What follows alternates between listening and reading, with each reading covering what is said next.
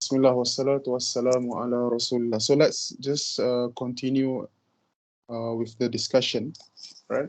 So we're going to look at the first components of a financial system, which relates to the money and other methods of payment, right? So we're going to look at the evolution from the commodity money.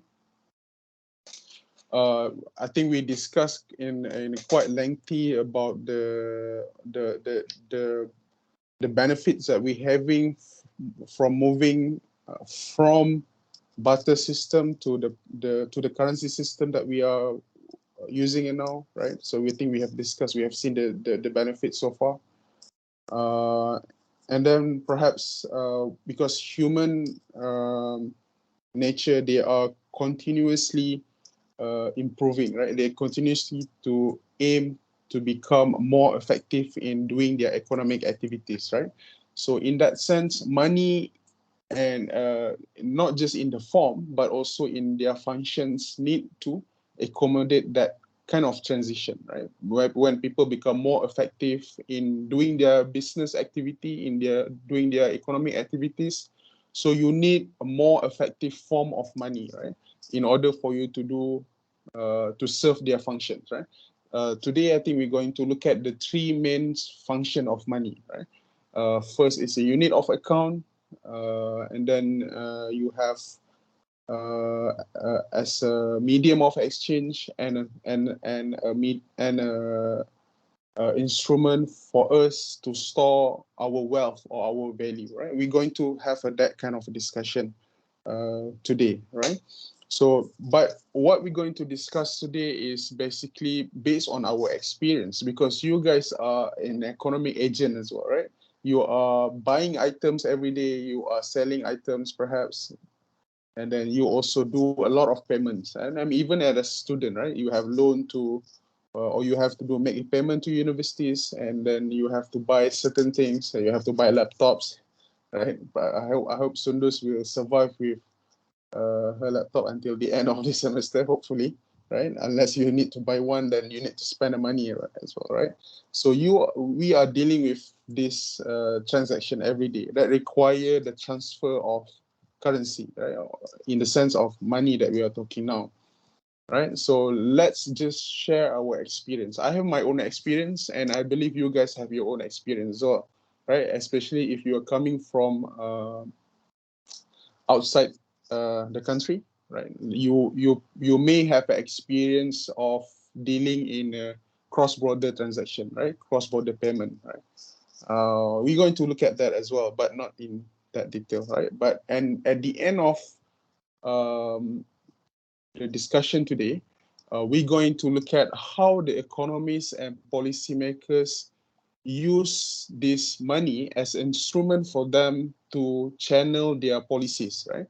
So you have indicators like customer consumer price index (CPI), right? And guided by many monetary policy or monetary theories, right? So these economists and policymakers like central banks dealing with this analysis of, looking at the current states of monetary and also the payment system in the country, in the financial system, so that they can achieve their objective in terms of ensuring that uh, price level in the economy are kept at lowest and also the most stable level, right? Along or across period of time, right? So that's the main objective of having a knowledge of how basically money works, right? So we have a common understanding. We have what we call as we have like a conventional uh, understanding about how money works in the markets, right? Because like I mentioned, we are the users of the money, right? We exchange money among each other, right? When you buy stuff and whatsoever, right?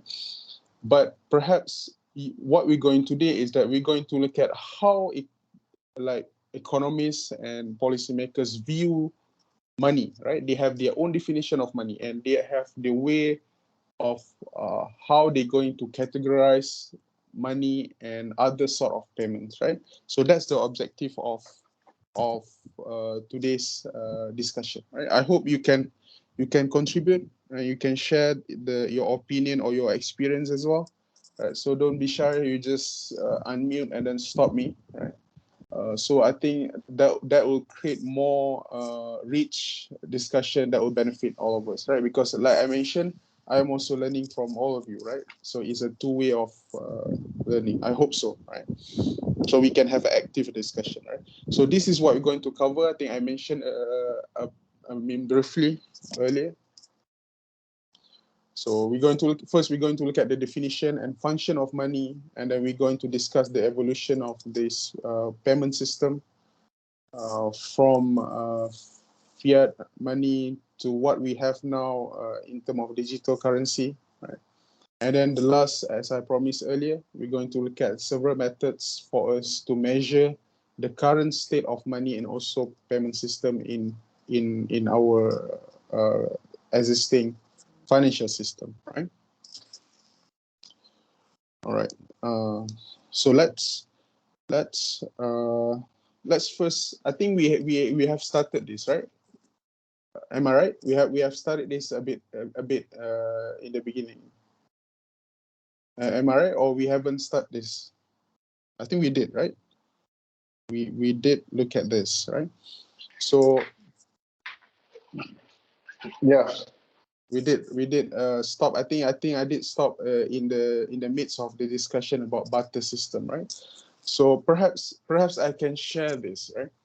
I mean, we have well understood about the benefits of the current currency system in comparison to the barter system that we have. But the narrative or the narration about barter system is slightly different between those that come from economists and those that come from the historian, right? Historian are usually they describe how the barter system works within a society or within community, right? So in a, for from the perspective of economists, they are looking at more in term of the functions and the role of the money in relation to the economics activity, right? So they perhaps have a different view and different narration because of that, right? So I think we have seen I think we've discussed about the barter system where people need one common accepted medium to exchange goods and services, right? With the absence of that, then you will see that people are exchanging item between one another, right? So we said that by doing that is kind of a inefficient, right? Because you need to find what we call as, I think we have discussed about double coincidence of one, sorry, right?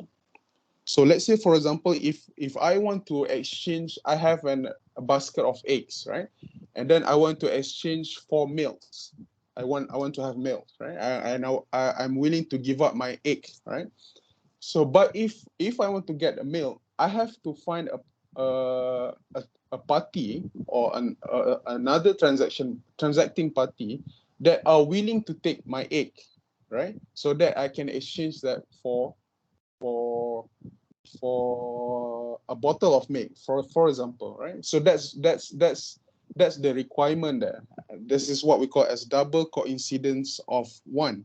So it's very inefficient if you think about it, right? I have to travel. Let's say you imagine that I'm in just in those ancient time, right? I have to travel and find who, and then asking people like who wants to get my egg, right? Until I find those person in the markets, then I can exchange for the milk if he has a milk, right? So you can imagine that in the absence of the currency, right? But when we have one common accepted medium of exchange in the form of currency, we don't need this anymore, right? Because I can, if I, let's say I have a piece of money or piece of paper that represent a money, right? Represent a value of my egg, right? The basket of egg that I have, then I can just, give that piece of paper without that person not necessarily need my egg at the moment, right? Because he later can use the piece of paper, or we call it as a currency, to buy the item that he wants, right? So you don't need this kind of double coincidence of one, right? Recently, if I can share with you, I watched this documentary in Netflix called Swap Shop. But I'm not sure whether you watch this as well in the Netflix, right? So there's the documentary is about a group of collectors, right? So these collectors collect like those antique and rare item, right? So they have their own shop, right? So they still, in the sense that they still practicing this kind of a barter system, right? So in that documentary, this happened in the US, right? They have community of these collectors, right? So they collect a rare items, and also like all these items, right, at that time. So so uh, so so they have, in the US, they have this program in the radio broadcasting company, right? So every week this radio telecast will make an announcement or make an advertisement saying that there is like a market happening today at certain place and at certain hours. So they are inviting those collectors to come and to buy those rare item. Let's say if I'm one of the collectors, right? So I want to invite like other collectors to come and view my rare item, so that they can come and then pick the item, because I'm willing to let go of the item, right? So I was surprised that when I watched the documentary, that although they use money, they use currency, meaning that other collectors, if they want to buy the item, they can use, of course, they can offer cash to buy the item, right? But there will be certain occasion where this seller of collectibles item saying that they don't want to accept cash, they want to exchange among them of this rare item, meaning that they won't accept cash. But if you want to get my rare items, my collections, we need to exchange the item, right? So they do negotiation, right? So if the buyer who are interested to buy his item, then he need to bring along his item together with him across the country to meet the person in that specific location, so that they can do a negotiation, right? So let's say this guy want to have certain item from the buyer, then they will negotiate. So are you willing to take my item in exchange or not, right? So until they meet, until they think that both of item that they want to exchange have the same value, right? Without using currency, right? So meaning that they are still doing this kind of barter system today, but a very, very specific or very designated to a small community, right? Like in this case, in the US, right? But it's less common, I would say, nowadays, people to do that, right? And yeah, I think that's Doctor, did you share with us this slide? I think I did in the. I'm not seeing it.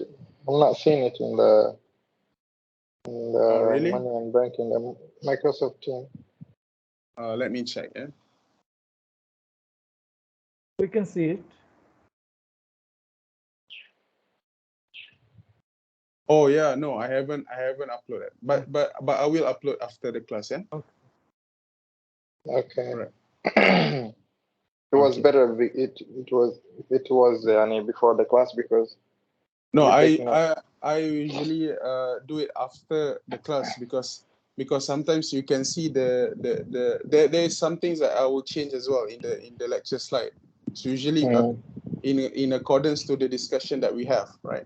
But because sometimes we have a less discussion, then there will be no much changes in the slide, right? Usually I'll post after the slide, after the class, right? Okay, no problem. Right. So if you want before class, I can do that as well. No worries. Yeah. So you just ask me or text me, then I can upload it. Right. Right. So Okay. so And yeah. I didn't understand the formula, the formula that we said. Yeah, I think I explained this in the last class, but let's just take look at the example, right? So let's say if you in a butter community, right? So you have, let's say you have 3 items to exchange. Okay, right. So if you remember that I mentioned about the price tags, right? So you need in a butter system, you need a specific or unique price tag for each pair of item, right? Let's say you have a 3 item here, right? So if you want to exchange between item number 1 and 2, you need one price tag here, right? Meaning that, let's say this is egg and this is milk in the case just now. So we need to know the quantity, how much is the quantity of egg that is equivalent to a bottle of milk. Do you get what I mean? So that's the price tag here, right? And then let's say you have another one item. The third item here, let's say bread, right? So you need to have another price tag here, right? To exchange milk and bread, right? So I need to know how much gallon of milk that is equivalent to, let's say, one loaf of bread, right? So you need to have an exchange here as well. So this is the second sorry. So why it's not? Sorry, the pen is not functioning. Yeah. So this is the second price tag here. And then you need another price tag between bread and egg, right? So you need a multiple price tag here. So it is not efficient, right? Because at the end, when you have one single piece of currency, that will solve everything, right? You only have one single price tag. So this is the formula that you use to calculate how much different price tag that you need to have when you have a different pairs of item. So if you have a calculator with you, you can try this. So let's say if you have 6 item, right? So you can do the calculation here, right? So if you have a 6 item in the a butter system, right? So you need 15. Do you get the same as well? Okay, that's in the formula, the n means number of items, right? Yeah, yeah. Okay, sorry. Yeah, I assume that you know that, right? Okay, all right. Let me just open the notes here. Right. So n, is it divided by 2? All right, divided by 2. Right.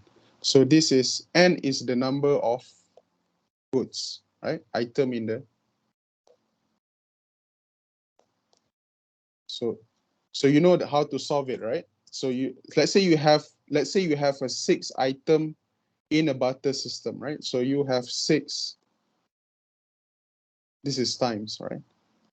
1, and then divided by 2, right? So you have 30 divided by 2 equal to 15, meaning that you need unique 15 unique price tags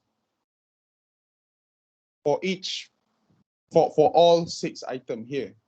So do you think so? This is inefficient, right? Because when you have a currency, how many price tag you have in the currency system? Anyone can tell me.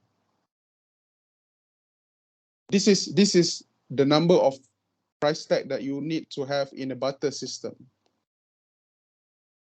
How much you need to have a price tag in a currency system? 2? Sorry? Is it 2? You need 6 because you have a 6 item. Yeah. So Okay. each item have a 6 price tag, right? So you see that is very inefficient in a butter system because you tend to have more price tag for each different pair of item, but you don't need to have that in a currency system, right? Because you only need to have one price tag for each individual item, because at the end you're going to use your piece of paper, the currency that you have, to buy the goods and to sell the goods. Do you get what I mean? Yes. Right? Yeah. Doctor, the one here, what does it mean? Which N one? minus 1. This is the formula that they derive. I mean, there's a long explanation of how they derive this Okay. this mathematical formula, right? But Okay. the intuition here is the same like this. I give a simple intuition in the relation of 3 items, right? But imagine if you have a 1,000 item in the markets, right? That is also unrealistic. In our current market, how many goods and services that we have? Perhaps, hundred of millions, right? Different kind of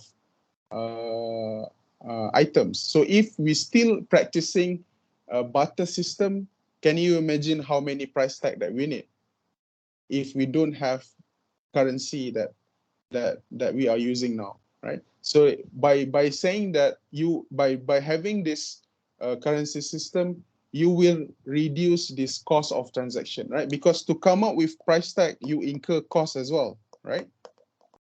This cost, high cost, means that what? Low efficiency, right? We don't want to have this in the current economy, right? We don't want to have this. Okay? Is it clear so far?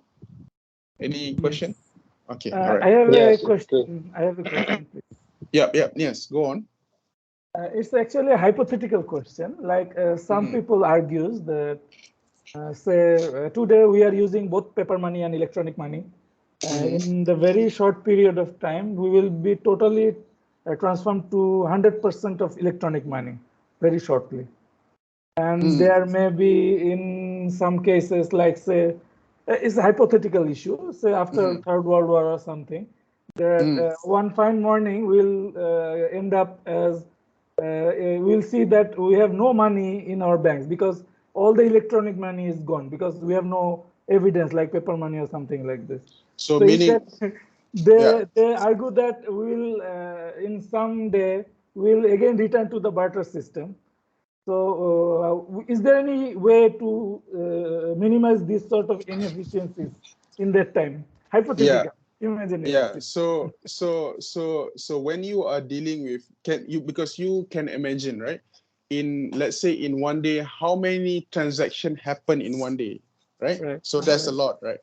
And then because of the currency system that you have, then Nias mentioned about the electronic system, right? Electronic payment system, which what we're going to discuss after this. So it will be difficult for you to trail the movement of the currency that we are having now, right? So in that sense, you don't know whether you are, have the physical presence of the money or not. You are losing that sense of belonging there, right? Unless in the barter system, because you have you need to have the physical presence, right, to do a transaction, right? So that's can be a criticism of the use of fiat money or the paper money that we have, right? But what we are discussing now, yes, is that we are looking from the perspective of economic efficiency, right? Because the theory is saying that the more efficient that we are in economically, right, we are progressing in terms of improving our welfare, right? Because of what? Because let's say you have an efficient payment system, right? Money system that we are using currency in comparison to barter system. You will see that people are engaging more in the economic activities, right? Because it will be easier for them to do a transaction, right? So this high traffic of economic activities will then lead to what? Improve in the people's welfare, right? So economists tend to argue in that sense, right? Of course, there's a limitation in what we call in towards using the fiat money, right? Some people even totally reject this idea of currency or fiat money, so they still prefer to use like gold or silver, right? There are people that don't believe in that. I mean, you don't say they are totally wrong, right? Because they have their facts and argument as well, right?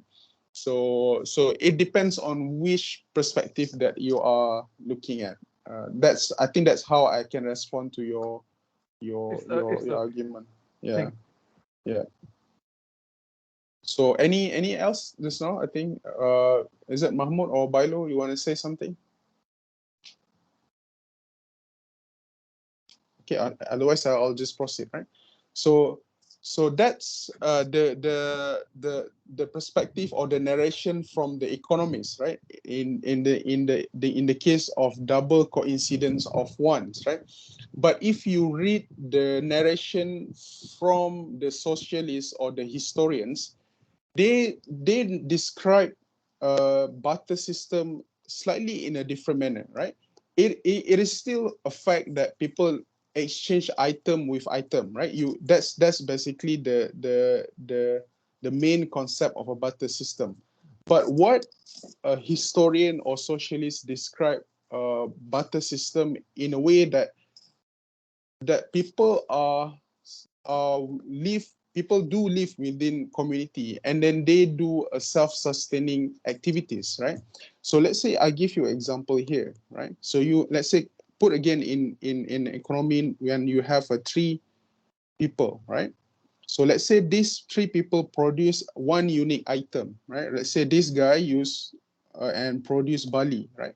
And then this guy produce rice, and then this guy produce let's say milk, for example, right? Okay, all right. So remember again the discussion about double coincidence of one, right? So the narration from the economist is like what I mentioned earlier, right? So this guy, if he want to find milks, then he need to ensure that this guy also need the rice, right? So that they can do the exchange, right? If this guy doesn't want rice, if the milk guy doesn't want rice, so the transaction will not happen.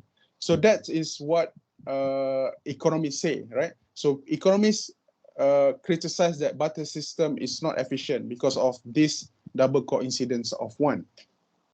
But let's look at the narration from the historian or from the socialists.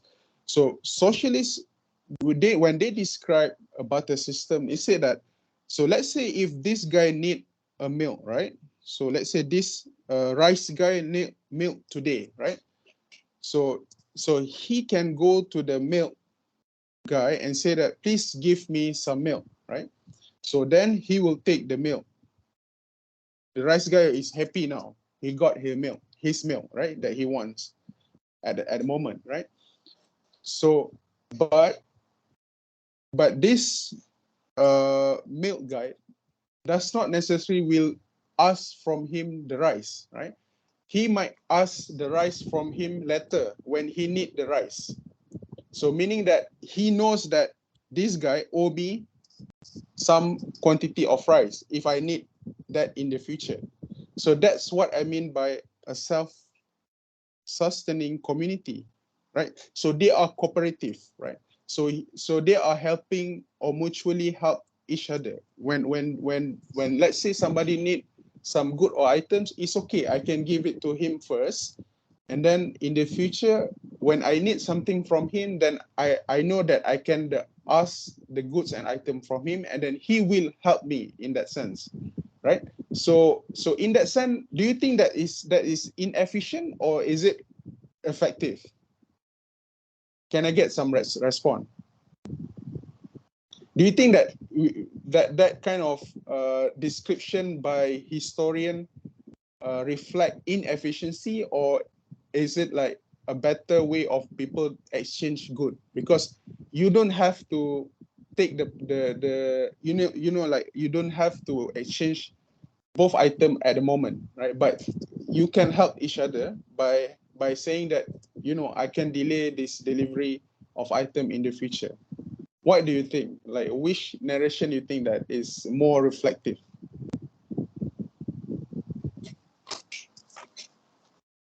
Anyone would like to? Do you understand where I'm coming from?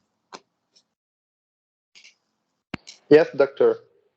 I think that this is not efficient. Which one? The historian narrative of Yeah. barter system also not efficient. Why? Yeah. Because like not all the people are like want to do good. You know, some people, they, if they want to do good for you, they have to get something in return. In return. So yeah. So what element that you need to have there is the trust, right? Is the trust Yeah. element between each other. So Yeah, the this trust. is, yeah. So you can see that why people during that time, during the prophet's time, like people are very trustworthy, right? People believe in each other, right? So if somebody take item from me, I don't have to worry. I know that this guy is trustworthy. He knows that he owe me something, then I can, claim from him in the future, even in the absence of money at that time, right? So you see that the people are trusting, right? The environment is very trusting at that times. Hence you can see that maybe perhaps at that time the barter system worked very well, right? But there are other factors that pushing people out of this barter system, perhaps, right? But as we have as we have progressing towards this called as economic advancements, and financial system have become more complicated and become more sophisticated, you realize that now in the society we are losing this trust element, right? People don't know each other anymore, right? Like Nias mentioned in the case of electronic payment, right? So if I don't know who's money, if I put money in a bank account, I don't know who's the other party who the bank actually transfer the money to, right? But I know that the amount is still intact in my bank account because that is what I deposited, right? And hence in the future I can claim that back, right? But in that sense we are detaching from each other, right? We live in a quite strange environment from one another, right? So that's why if you want to re-implement the barter system today, perhaps it's not going to work, right? It's not going to work. It's going to be catastrophic, right? But during those time when people are trustworthy and trusting among each other, perhaps that could be an efficient way of people doing exchange, right? We don't know, right? Because we listen to the narration from the economists, right? Because when you read the economics book, those are the story that they tells you in the economics book, right? But there are other narration as well, right, from the historian that I shared with you, right? So that's the quite a lengthy discussion about barter system, so that you can appreciate what we're having now, right? Because we don't live in that present anymore, right? So when I was reading news and article about what are the items that people use as money, that represent money or currency, right? As people are shifting from barter system to currency system, right? So what are those early items that they use, right? So so one of the and then then you will realize this, that different community, right, will have a different medium or items that is used as a money or currency at that time, right? Because they don't have a one governing system like in our situation, in our current times. We have one regulating body, like we have central banks, right? Will issue those or will print those notes, right? So then we have also a legal or regulation that saying is that we have to accept that as a currency, right? But when people are shifting from barter to currency at that time, perhaps this sort of governing bodies or the regulation is still not there yet, right? So they rely to items that is well accepted among them, right? So in the case of China, for example, they do transaction by using tea leaf. You know, the tea leaf that we use as a drink. I mean, we drink it, right? But perhaps in that Chinese community at that time, tea represent like more than just a drink, right? Perhaps tea is like a symbol of wealth to them, right? Because basically it's their belief. They believe in the benefits of this tea, right? So, and then you have they also have a different grade or quality of this tea leaf, right? Usually this tea leaf brings some health benefit as well. They believe that, so, right? And then usually they dry this tea leaf and then become a block, right? If you can imagine, it's a piece of dried tea leaf, right? So let's say if this Chinese guy want to purchase from different item in the markets, perhaps you can imagine that he will carry this block of tea leaf with him to the markets and then use it as a currency, and then the seller will actually accept this bricks, this tea leaf bricks, right, as to exchange the goods and services that he wants, right? So yeah, you'll see that different community have a different they use a different medium as a currency because of their belief, right? Because you need to believe something that have a value in order for you to accept it as a currency, right?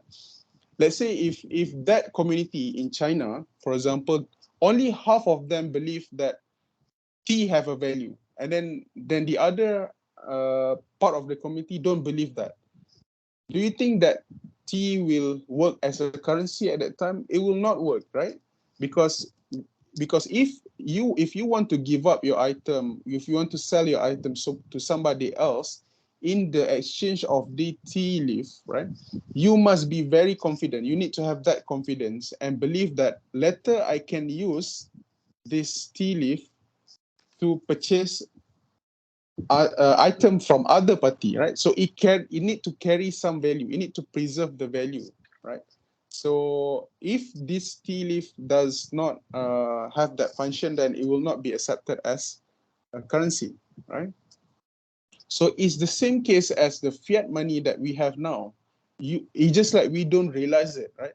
So the most important features of fiat money or the paper notes that you have, it's not so much about the value of the paper, right? Because if you go do a study about the value of the piece of paper that they use to make the notes, right? The notes and also the coins is much lesser than the value of the notes itself, right?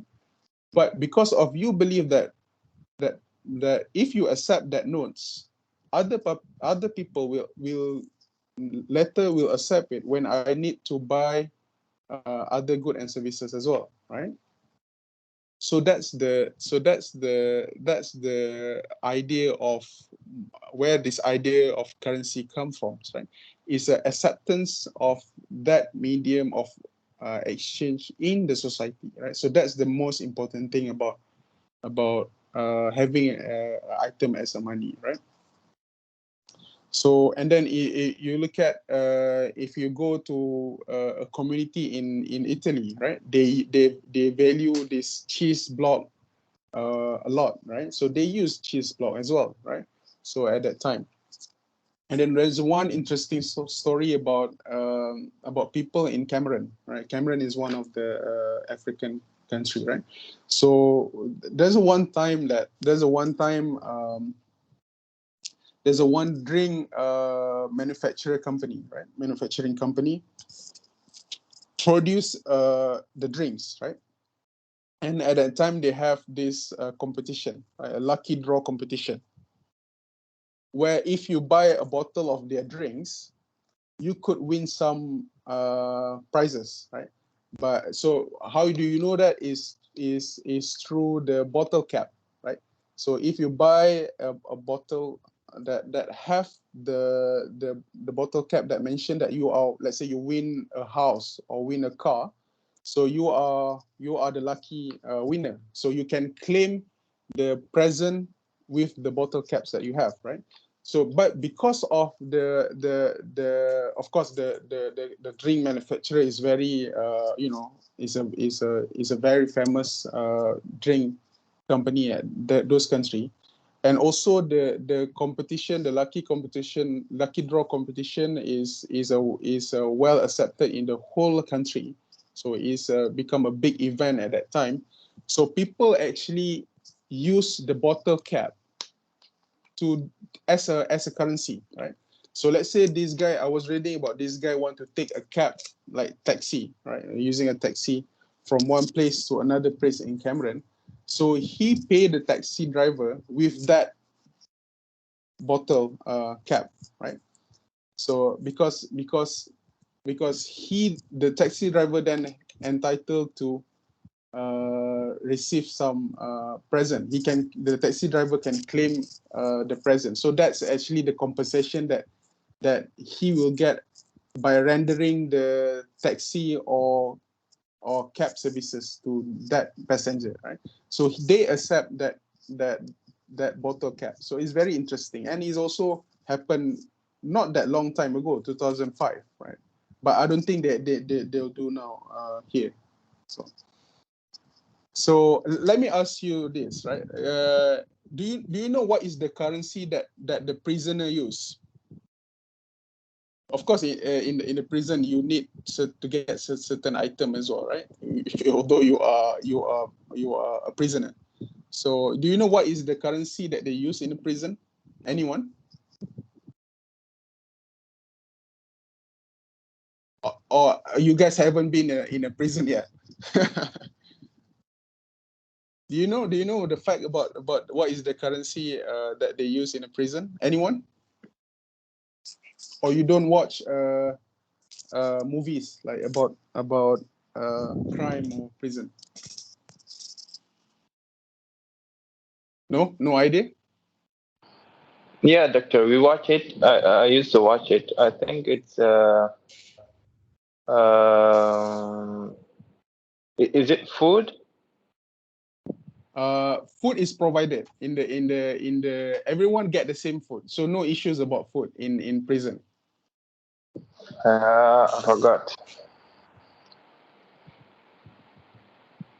So they use the currency as among the prisoner is the cigarettes. The cigarettes, you know some of the prisoners, they have access to some, because they are criminals, right? So they have a connection with people outside there. So people will smuggle basically a box of cigarettes, right? So this prisoner, if he want to get some, who has the box of cigarette, so if he want to get some services in the prisoner, so he want to get some, you say like, if you want to get more foods, for example, or he want to get some favor from other prisoners, right? So he will then pay other prisoner with cigarettes, right? Because cigarettes has a value among them, right? Because they used to be a smoker when they were not in the prison, right? So when they are in the prison, the supply of the cigarette is not that accessible to them, right? So they value very much these boxes of cigarettes. So they use this kind of thing, right, as a currency. So again, what I'm trying to stressing here, currency is always about people acceptance, right? When you are losing people acceptance, when people start, distrust or don't believe this, let's say the current payment system that we have, you will see that the system will entirely collapse, right? Okay, but perhaps we can discuss that a bit more detail when we discuss about the evolution or the emergence of digital payment and whatsoever, right? Okay, so I think I made this statement very clear, right? Where's the, sorry. My pen is missing again. Hold on, eh?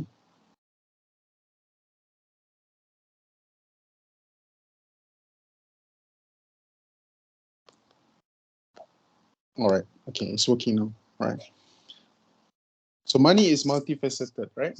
I mentioned to you, it depends on the community, right? People have different perception of what is value to them, right? So that's why you see that there are different type or different form of money or currency that they use, right?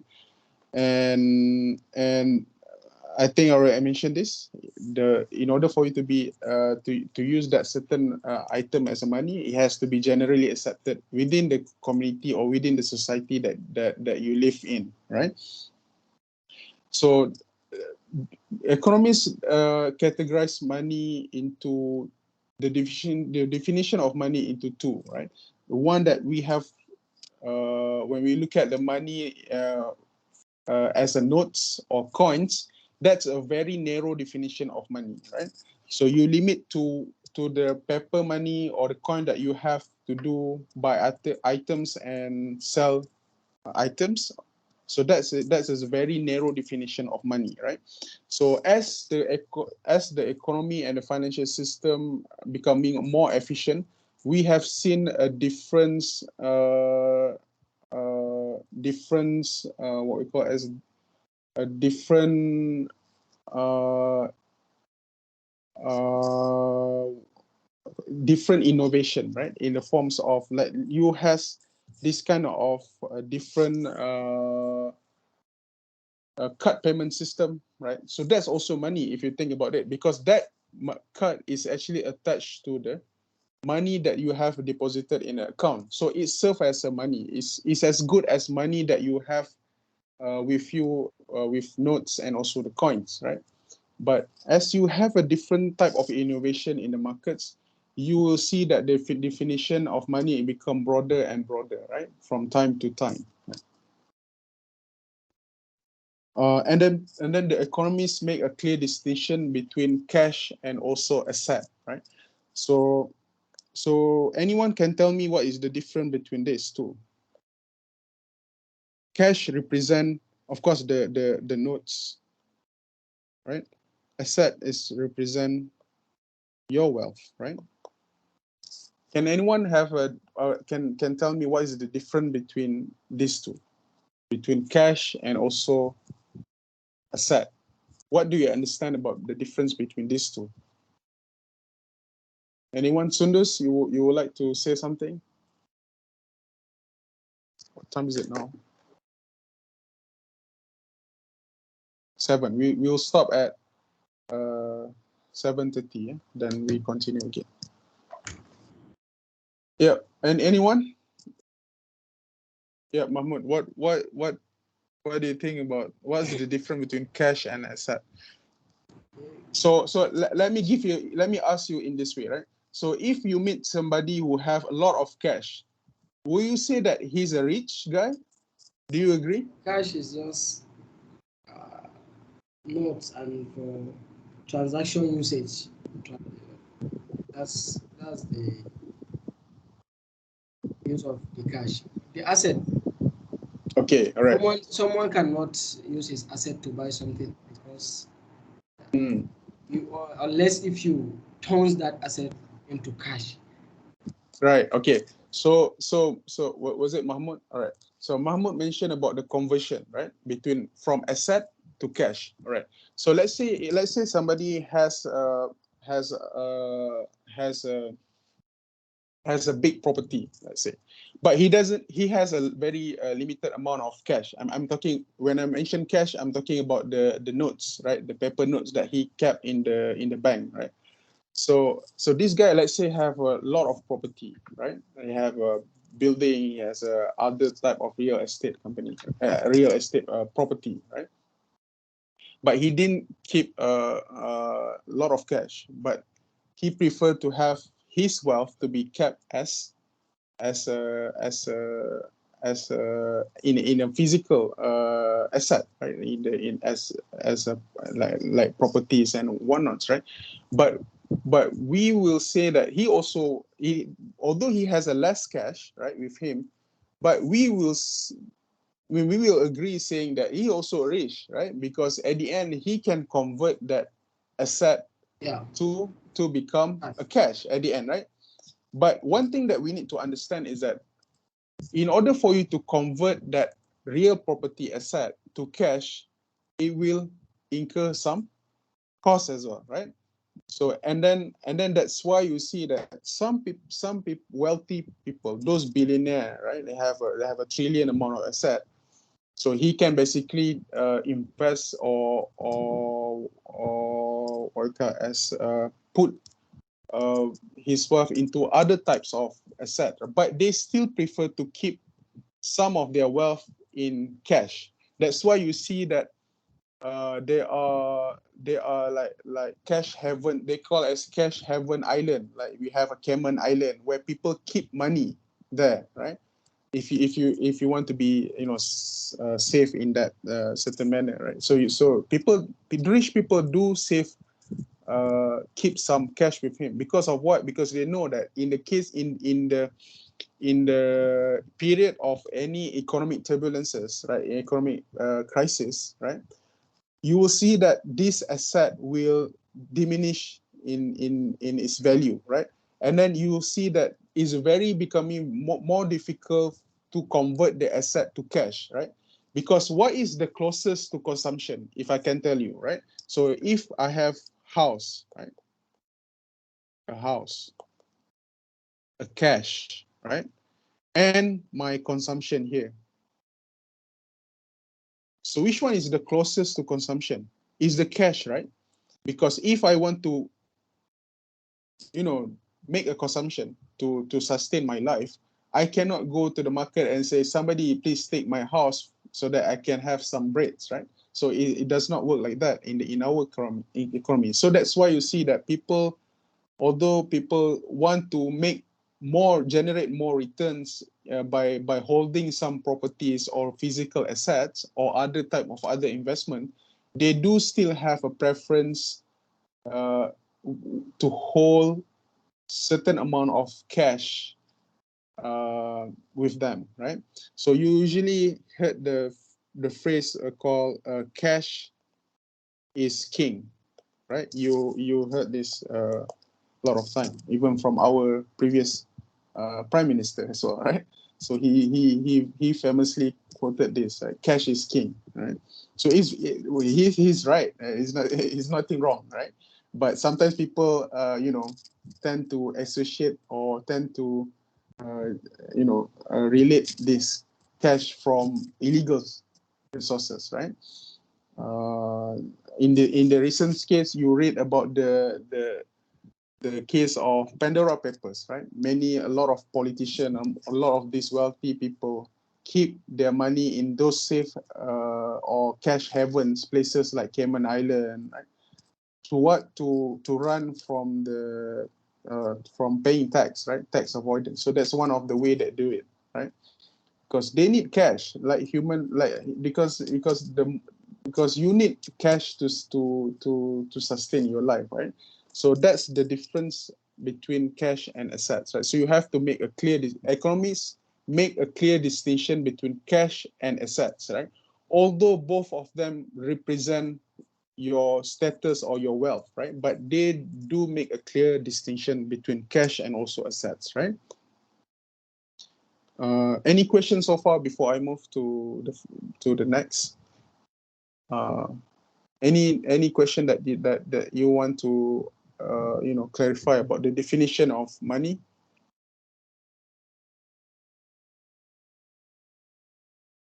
Okay. So far, all right. So maybe I can continue with this. Doctor, the meaning of saying the money is multifaceted, what does that mean? Multifaceted means that in the case of when we discuss about this, right? About you look at tea breaks, this cheese. Some people other community use wine previously, right? Because people perhaps because of their custom, right?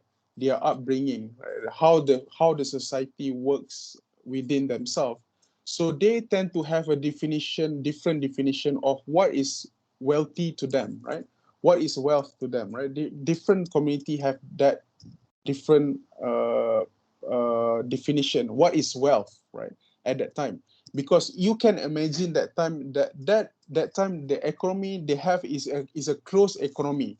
There is a less interaction between countries. We treat within cross borders, right? Because people live in a self-sustaining community, right? They at that time they don't have this concept of globalization, right? When people go out to trade item with one another, right? With one country, perhaps, right? So that's let's say in the case of tea breaks, right? If you are living in Chinese community, so tea can be quite valuable for you, right? But if you try to sell the tea to a foreigner, right? Say that please take this tea, right? He has a benefit for you, and then we can use it to exchange good and not. And then of course this foreigner will not understand the value of this tea breaks, right? So this is what I mean by the word money sometimes can be, have a different interpretation, right? And then if you want to relate to this situation that we have currently now, let's say post-globalization, right? People are opening up their economy to foreigners, so people can just come and invest in many countries, right? And then you will see that we have these new forms of currency, right? We have a bitcoins, we have other type of digital currency. For what? They have this kind of new forms of currency is to facilitate the exchange as well, right? So you'll see that this kind of bitcoins have their own community that accept the use of Bitcoin, right? If you offer Bitcoins to the general public, people will not accept this because people don't understand how this Bitcoin works, right? And then they cannot value this. They cannot have the sense of value towards this digital assets, right? Bitcoin and whatever, right? So that's why I think for now, the acceptance of Bitcoin is pretty much between their own community, right?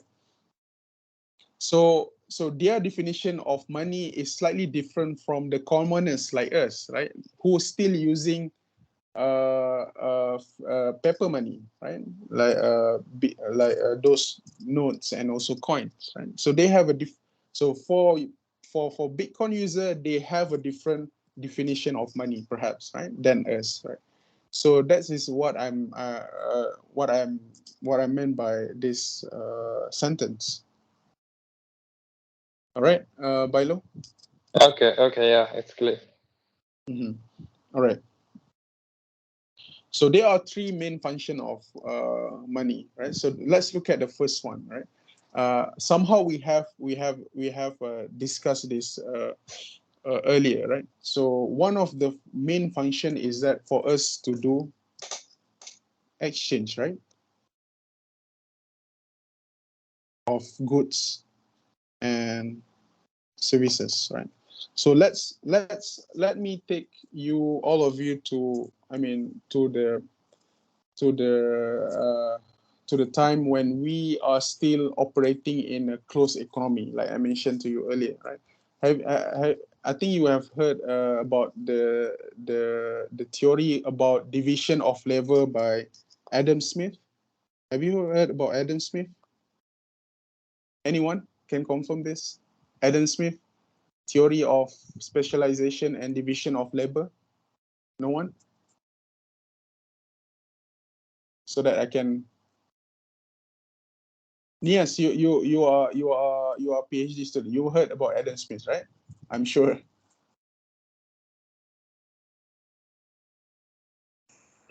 Yes, definitely I heard. Yeah. So let me share this, right? I mean, to others. Adam Smith is a father of economics, father of modern economics, right? So he come up with the theory about division of labor. right? So if you read his book called Wealth of Nation, right? It's a must read book for any economic students, right? So those earlier literature about economics. So at that time when we have people having a closed economy, meaning that they are doing transaction within their own country, right, or their own community, right? So people are just exchange item from one another, right?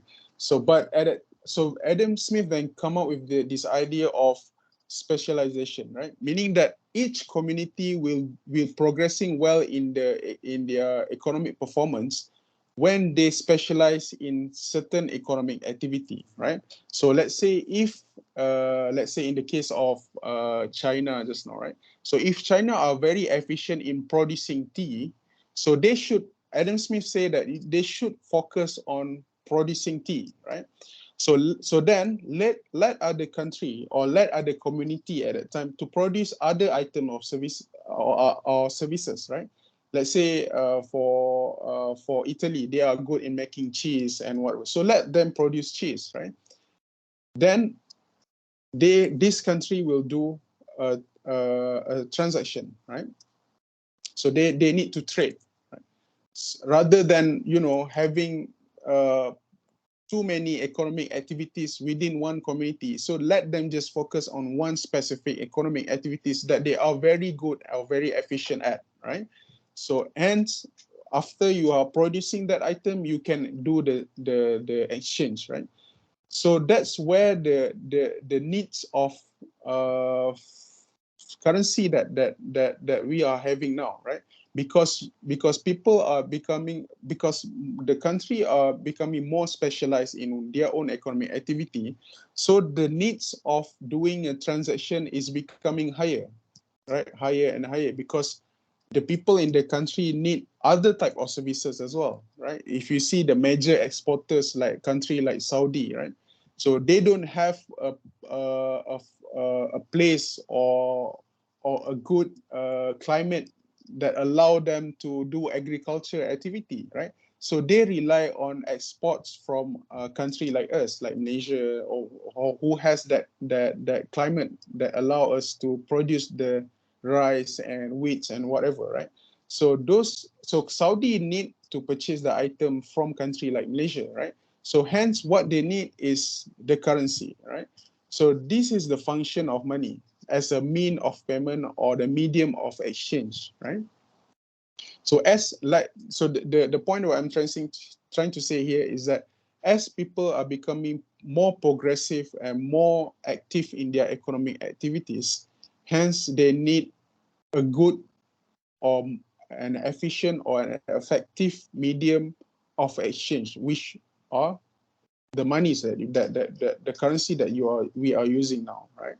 So the money has to be stable in the value. So that's the job of central bankers or the regulators now, to ensure that the money that the value that the money keep, right, for future consumption that we're going to make is going to be at very stable, not volatile, right?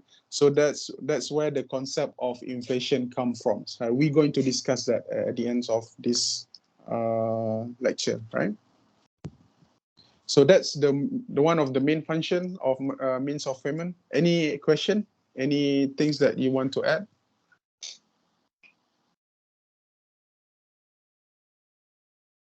Anyone? Okay. You guys being very quiet. Are you following or you not? Yes, it's okay. Okay. All right. Yeah, it's okay, Doctor.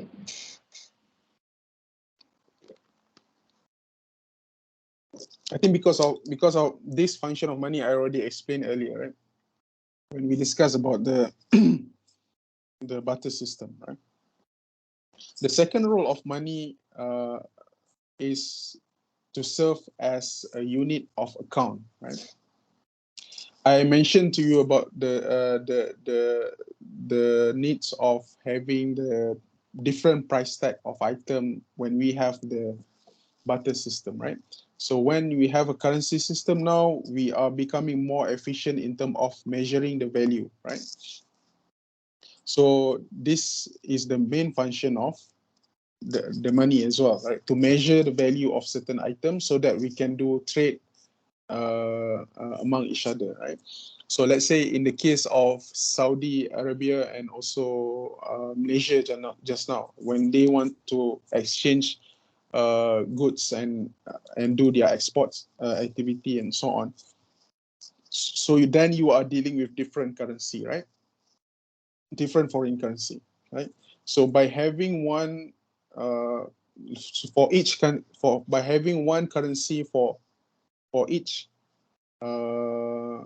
country, so then you can have the conversion value, right? So then you can do the trade between the country. So there will be they will be more efficient in that way, right? And another and I think this is the most important role of money, right? Because people want to have assurance about that their wealth or their value that they have worked very hard to have, right? Let's say you are common workers like me, right? So every day I work to generate money, right? So that I know that I can use the money to pay for my consumption, right? For my utilities, right? And I also want to have some saving as well, right? Uh, I think everyone have that kind of needs, right? So by having all those, let's say the amount of works that I've spent a day, right, to be converted in a value or in a money, right? That actually will lead to what? This amount. So by having money, I can convert the hours, right? This is just hypothetical, right? But that's how the money works, right? So so let's say I can, if with the present of money, I can convert the working hours that I've spent every day, right, to what? To my future purchasing power, right? By having the money, right? So come again to the discussion about why people still prefer keep notes or currency other than having other form of assets, right? Because of the liquidity, right? The concept of liquidity. I mentioned earlier when Mahmoud was asking the question, the closest form of assets to consumption is the currency, the cash that we have, right? Is the most liquid asset that we can have when we want to, use it for consumption, right? But of course, you have some. You are exposed yourself to the market as well, right? In terms of the high inflation, right? Because the higher the inflation will be, right? So the value of your money will actually go down, right? So you are losing that value, right? So that's why is a norms that when people deposit the money at the bank, they expect some returns, right? Because that return has to be higher than the inflation rate. So whatever return that you got from your bank when you have a deposit returns need to be the higher than the inflation rate. If it's lower, means that your money is losing its value, right? So you don't want to have that. Otherwise, it will be waste for you to spend your working hours, right, for nothing. Right? Okay. Doctor, what is the inflation rate? Inflation rate, I will explain when later at the end of our discussion today, when we discuss about how we're going to measure the money, right? I will introduce to you the concept of consumer price index. Then from there you can understand the concept of inflation. All right. Who's asking? Bailo? Okay, All yeah. right. So at the end we will discuss about this inflation, right? Yeah. Should we stop here now and then we come back at 8 perhaps? It's already Maghrib. Sorry, Maghrib is what time? After I 4 think minutes. After 4 minutes. So should we stop now and then we come at, let's say, 7:55 or 8? Yes. All right. Okay, okay. All right. Okay, I'll just stop the recording and then there will be another session, right?